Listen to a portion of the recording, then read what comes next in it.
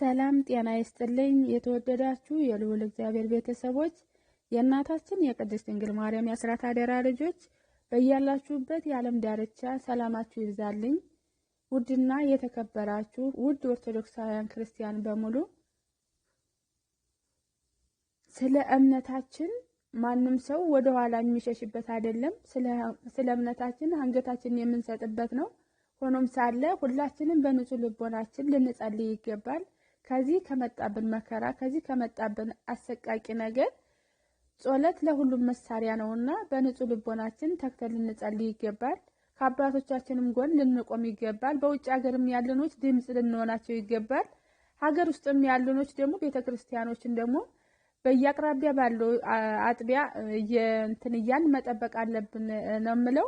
እንዲሁም ደግሞ ውድ ኢትዮጵያውያን በተለያየ እምነት ውስጥ ያላችሁ ስለ ሀገር ኢትዮጵያ ስለ ሀገራችን አንዲት ኢትዮጵያ ተግታችሁ ልትጸልዩ ይገባል። ሀገር ስትፈርስ ቆሞ ማየት የለም። ሀገር አንዲት ናት እና ስለ ሀገራችሁ ተግታችሁ ልትጸልዩ ይገባል። ይሄን ነው የምለው። እግዚአብሔር አምላክ ሀገራችንን ከመጣብን መከራ ከመጣብን ውርጅብኝ ያድነን ዘንድ ሁላችንም በየእምነታችን እንጸልይ ይላለሁ። አመሰግናለሁ። አንድ አምላክ በሚሆን በአብ በወልድ በመንፈስ ቅዱስ ስም አሜን። ጥር 28 አምላካችን ቅዱስ አማኑኤል ዓመታዊ በዓሉ ነው። ይህም ጌታችን 5 እንጀራ 2 ዓሣ በርክቶ 5 የገበያ ሕዝብ የመገበበት መታሰቢያ በዓል ነው። የከበረ መነኩሴ አባ ካውህ ማህበርተኞቹ ከሆኑ ከ800 ሰዎችም ጋራ በሰማዕትነት አረፈ። እመቤታችን ከእሳት ውስጥ አውጥታ ያዳነችውና በረፍቱም ጊዜ በ3ኛው ቀን በ3 ሰዓት ወደ እኔ ትመጣለህ ደስ ይበልህ ያለችው የከበረ አይሁዳዊ ቅዱስ ዮሴፍ ረፍቱ ነው።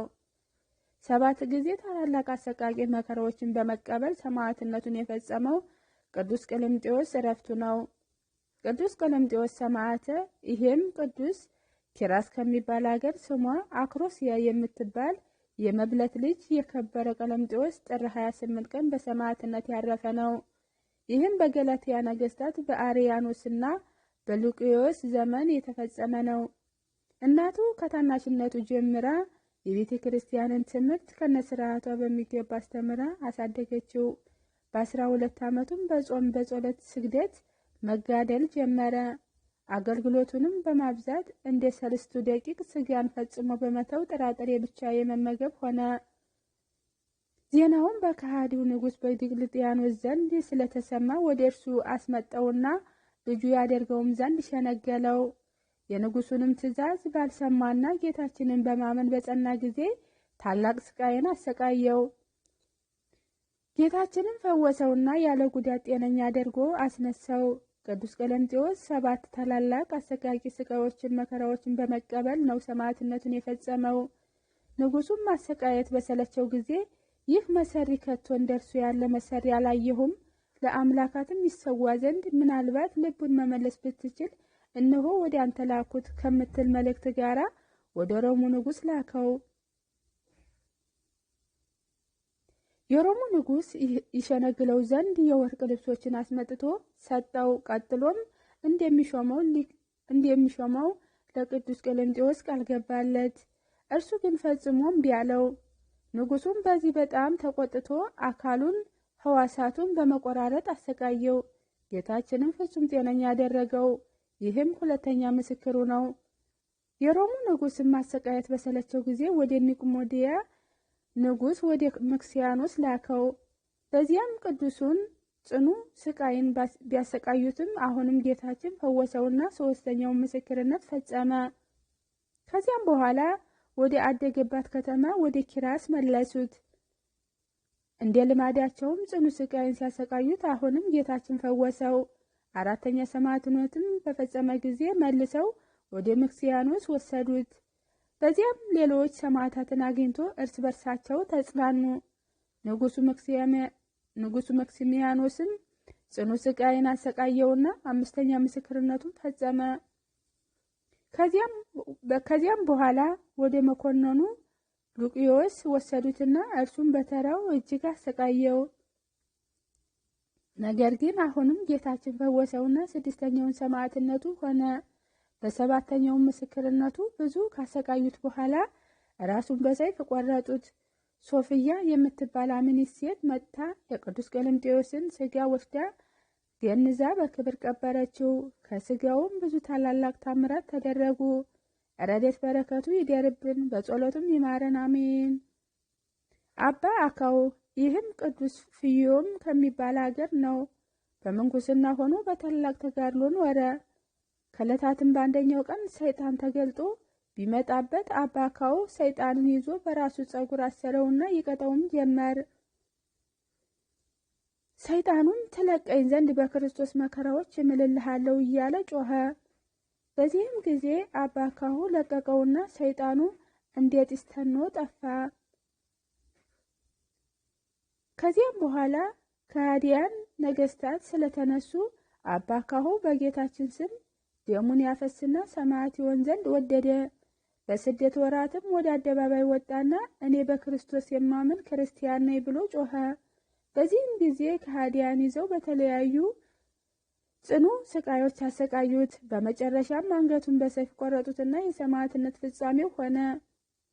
በመንግስተ ሰማያትም የክብር አክሊልን ተቀበለ።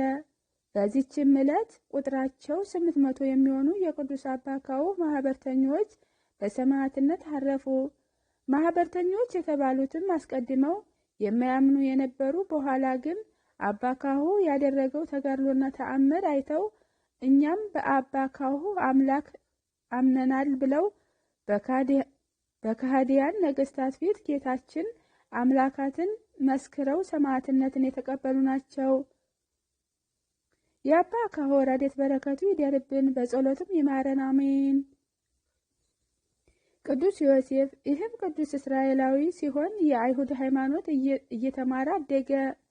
መጽሐፍቶቻቸውንም ሁሉ የተማረ ነው። በአንዲትም ዕለት እየተማሩ ሳለ የክርስቲያን ልጆችን ተመለከታቸውና ከእነርሱ ጋር ትደምረው ዘንድ እናቱን ለመናት። እርሷም ወስዳ በደመረችው ጊዜ የቤተ ክርስቲያን መጽሐፍትን ተማረና የሃይማኖት ፍቅር በልቡ አደረ። ከአንድ ክርስቲያን ወጣት ጋር ተገናኝቶ ወደ ቤተ ክርስቲያን ወሰደውና ቅዱስ ሥጋውን ክቡር ደሙን ተቀበለ። በማግስቱም መዘምራን ከዮሴፍ ጋር ተሰብስበው ልብሶቻቸውን እንደ ድንኳን መጋረጃ አምሳለ በመስራት ከቤታቸው ዳቦ በማምጣት በጨዋታ መልክ ከውስጣቸው ሊቀ ጳጳሳን ኤጲስቆጶሳትን በመሾም የቅዱስ ቁርባን ስርዓትን ሰሩ። የዮሴፍም አይሁዳዊ አባቱ ማሆ ይህን በሰማ ጊዜ ተናዶ ልጁን አሰረው። በውስጡም እሳትን የተሞላ ጉድጓድ ወዳለበት ወህኒ ወስዶ ጨመረውና በላዩ የእቶንን በር ዘጋበት። ነገር ግን የታዘዘ የእግዚአብሔር መልአክ መጥቶ እሳትን አቀዘቀዘው። ከ7 ቀናትም በኋላ ጓደኞቹ ዮሴፍ ወደ እሳት እንደተጣለ ሰምተው እያለቀሱ ስሙን እየጠሩ መጡ። ዮሴፍም ከውስጡ ሆኖ በጌታዬ በኢየሱስ ክርስቶስ እናት በእመቤቴ ማርያም እርዳታ እኔ በሕይወት አለሁና ወንድሞቼ አታልቅሱ፣ እመቤቴ ከእሳቱ በልብሷ ሸፍና አድናኛለችና አላቸው። እነሱም ይሄንን በሰሙ ጊዜ አድንቀው ሄደው ለሊቀነ ጳጳሱ ተናገሩ። እርሱም ወዲያው ተነሳና ከካህናት ጋር ወንጌልን መስቀልንና ማጥንትን ይዘው ሄደው ከእቶኑ እሳት ሲደርሱ ጸሎት አደረጉና ዮሴፍን ከማሰሪያው ፈተው አወጡት። ከዚያም በኋላ የዮሴፍ አባት አይሁዳዊ ማሆ በልጁ ላይ ባየው ተአምር ተደንቆ የእመቤታችንን አማላጅነት የልጇን አምላክነት አውቆ መጥቶ በሊቀነ ጳጳሳቱ እግር ስር ወድቆ በጌታችን ስም አመነና ከነ ቤተሰቡ ተጠመቀ። ዮሴፍም ከዋሻ ገብቶ በ7 ቀን አንድ ጊዜ ብቻ እየተመገበ በታላቅ ተጋድሎ መኖር ጀመረ። በእንደዚህ ያለ ተጋድሎም 28 ዓመት ኖረ። በመጨረሻም የረፍቱ ጊዜ እንደቀረበ አውቆ በሰማዕቱ ቅዱስ ጊዮርጊስ ስም ወደ ተሰራበት ቤተ ክርስቲያን ገብቶ በእመቤታችን ስዕል ፊት ቆሞ ወደ ተወዳጁ ልጇ ታማልደውም ዘንድ ለመናት። በዚህም ጊዜ ከስዕሏ ውስጥ በ3ኛው ቀን በ3 ሰዓት ወደ እኔ ትመጣለህና ደስ ይበልህ አለች። በነገረችውም ዕለትና ሰዓት በሰላም አረፈ። የብርሃን እናቱ ወላዲት አምላክ ለእኛም ትለመነን፣ አሜን። ጌታችን 5 እንጀራ 2 ዓሣ አበርክቶ 5 የገበያ ሕዝብ እንደመገበ መጽሐፍ ቅዱስ ላይ የተመዘገበው ይህ የጌታችን ታምር በውስጡ ብዙ ምስጢራትን የያዘ ነው እንጂ ስለ ሥጋዊ ምግብ ብቻ የተነገረ አይደለም። ማቴዎስ ምዕራፍ 14 ከቁጥር 13 እስከ 23 የተመገቡትና የተቆጠሩት 5000 ወንዶች ብቻ ናቸው እንጂ ሴቶችና ሕፃናት አልተቆጠሩም።